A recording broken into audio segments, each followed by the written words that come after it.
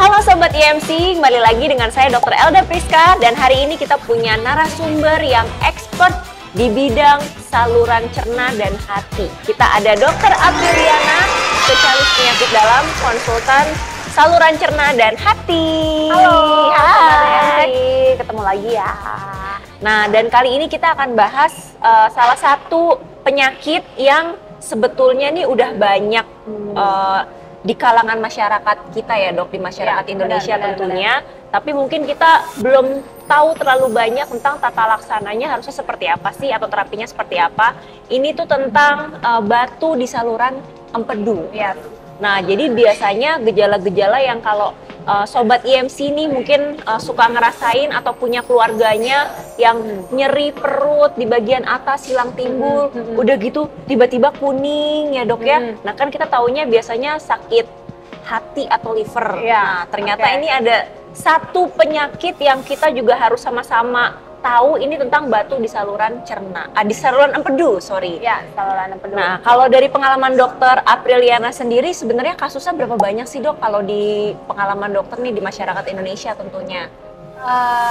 Kalau di populasi Jabodetabek, ya kurang banyak menemukan ya dok, sebetulnya jujur li. Oke. Gitu. Tapi pada saat saya masih studi di Jawa Tengah, wah itu banyak banget.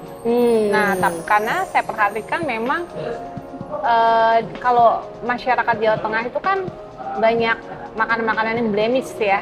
Nah, atau saat ini pun sekarang awalnya tuh nggak langsung batu di saluran empedu loh dok. Kita harus tahu bahwa batu itu pertama kali timbul kan pasti di kantongnya. Kantong empedu. Nah, tapi kantong empedu itu kan punya gerakan ya, gerak peristaltik yang bisa membuat batu itu jalan. Batu itu jalan, berpindah ke saluran empedu. Nah, apakah langsung dari kantong empedu terus langsung jalan? Enggak, itu butuh waktu 10-20 tahun. Jadi biasanya pasien-pasien yang paling banyak itu middle age, yang 40-50 tahun, udah ketahuan tuh batu di saluran empedu. Medisnya kita bilang batu CBD, ya, batu CBD. Nah, kalau ada batu di situ, sakitnya setengah mati karena saluran itu kan dia kurang dari 2 mili. Nah, sedangkan batunya mungkin bisa lebih dari itu. Batu 1,5 mili aja udah sakitnya setengah mati. Gitu. Dia harus ukurannya itu kecil banget kalau batu saluran empedu itu. Ya.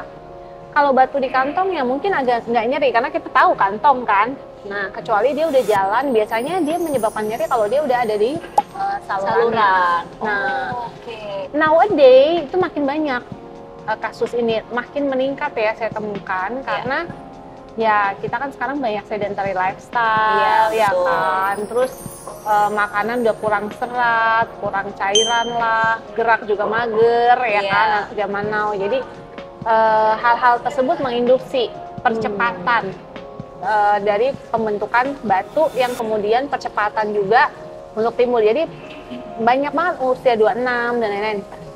Selain faktor genetik tentunya ya, faktor genetik perlu kita pertimbangkan. Tapi kan kita di Indonesia tuh sebenarnya jarang ya, karena kita kulit berwarna. Biasanya kulit yang lebih terang yang lebih banyak kejadian batu itu. Oke, batu gitu. di. Nah, dok, kalau misalkan batunya di, tadi kan dokter jelasin sebetulnya awalnya kebanyakan di kantong empedunya, habis itu bisa jalan-jalan tuh dok. Nah, kalau untuk tata laksananya sendiri, misalkan Sobat IMC ini ada yang udah terdiagnosa atau ada yang udah pernah berobat, mungkin udah ada pemeriksaan lanjutan juga. Mungkin kalau biasanya dibutuhkan sama dokter April sendiri, kalau untuk mendiagnosa ini tuh pemeriksaannya apa dok? Kita paling suka CT scan atau MRI khusus untuk MRCP lah ya, khusus jadi MRI khusus untuk saluran empedu pankreas. Nah itu kelihatan dengan sangat jelas batunya ada di mana, di salurannya atau di kantongnya, atau misal kalaupun batunya ada di salurannya itu kelihatan dengan jelas, kita bisa ukur ukurannya berapa, ada pelebaran apa enggak, ada sumbatan atau enggak. Jadi itu detail dan jelas. Kita paling suka MRCP. Tapi apakah harus dengan MRCP atau CT scan? Ya enggak juga. Dengan USG itu juga bisa kelihatan. Dengan ronsen foto polos perut itu juga bisa kelihatan. Walaupun memang ya paling top tiernya itu ya si MRCP itu ya, atau MRCP. Oh, oke deh. Nah, berarti kalau buat sobat IMC nih dok, mungkin mau nimbang-nimbang, saya suka nyeri perut di bagian atas hilang timbul. Kapan sih kita harus berobat ke dokter SPPD gitu dok, KGEH gini? Kebanyakan masyarakat kan kalau nyeri perut diartikan sebagai asam lambung ya. Nah, kalau misalnya Bapak Ibu semua udah punya penyakit asam lambung, minum obat lambung kok nggak sembuh-sembuh, batas waktunya 2 minggu nih. Langsung harus segera setidaknya USG, ya jangan lama-lama. Terus kalau misalnya nyerinya tuh hebat banget sampai nembus ke punggung atau bahkan sampai menjalar ke belikat kanan, atau bahkan keluarga udah bilang kok kamu kuning sih, matamu kuning, kulitmu kok jadi kuning, bukan putihan ya kan? Tapi jadi kuning. Kuningnya tuh bener-bener kayak stabilo gitu. Nah itu harus segera periksa. Nah karena itu kita harus tahu bahwa saluran empedu itu fungsinya untuk mengalirkan zat kuning ke usus. Nah, kalau dia ada batu di situ, ada sumbatan yang membuat zat kuning tubuhnya mandek. Ya, berhenti di situ, jadi stagnasi. Terus harus kita apain pertanyaannya kan? Betul. Sekarang itu kita sudah punya tindakan minimal invasif ya, nggak pakai belek-belekan. Pasien tidur nyaman, di endoskopi masuk teropong ya, terus dilakukan pengambilan lewat saluran empedunya. Jadi nggak ada belekan di perut.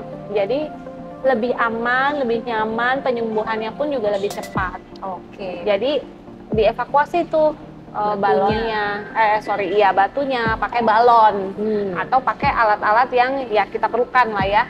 Jadi lebih aman untuk pasiennya. Nama tindakannya ERCP.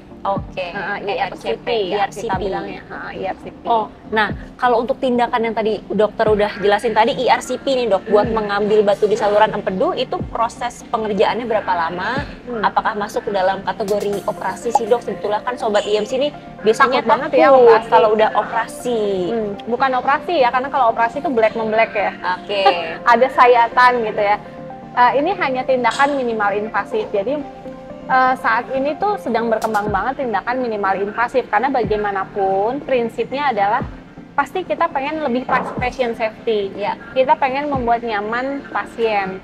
Semua tindakan minimal invasif pasti desainnya untuk itu ya, untuk mengamankan si pasien dan dokternya sendiri. Walaupun memang kekurangannya hampir semua tindakan minimal invasif memang lebih mahal ya, karena membutuhkan alat-alat yang lebih canggih kan pasti.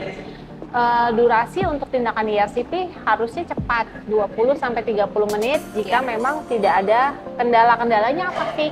Misalnya salurannya sempit. Biasanya kalau udah sering terjadi peradangan tuh salurannya sempit, atau batunya udah di ujung banget nih, udah mau keluar, sehingga mau masukin alat tuh susah. Nah, gitu. Jadi, tapi selama ini ya 30 menit itu paling lama ya. Paling lama lagi 1 jam. Kalau udah 1 jam gagal, biasanya kita stop dulu. Nanti next day diulang. Atau kita pakai metode lain. Pokoknya harus berhasil dalam 30 menit. Pengennya mah begitu ya? Pengennya begitu. Nah jadi sobat IMC nggak perlu takut, nggak perlu bingung kalau udah ada terdiagnosa batu di saluran empedu, itu kita udah punya metode pengambilan batu yang aman dan cepat. Berarti itu rawat inapnya juga nggak lama lah ya dok ya kalau ERCP? Ya harusnya nggak lama. Jadi pasien masuk, cukup persiapannya sih sebetulnya cukup puasa 6 jam kan. Sama kayak tindakan endoskopi untuk lihat lambung ya, cuma puasa 6 jam, sesimpel itu. Terus akan ditidurkan ya, terus tindakan 1 hari full, nanti besoknya observasi. Jadi harusnya kurang dari 3 hari jika tanpa komplikasi. Jadi makanya begitu langsung diketahui ada batu saluran empedu, harus cepat tuh. Supaya nggak ada komplikasi yang berarti. Nanti kalau ada komplikasi yang berarti, masa rawatnya lebih lama karena komplikasinya, bukan karena tindakannya sebetulnya. Nah kalau gitu jangan ditunda-tunda lagi. Kalau sobat IMC nggak mau jadi kuning sekuning baju saya.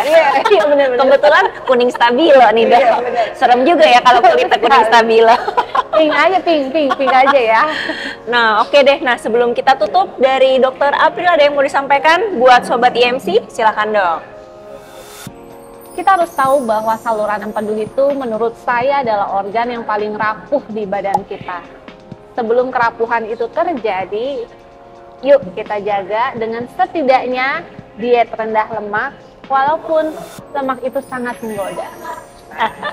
Boleh, asik. Oke.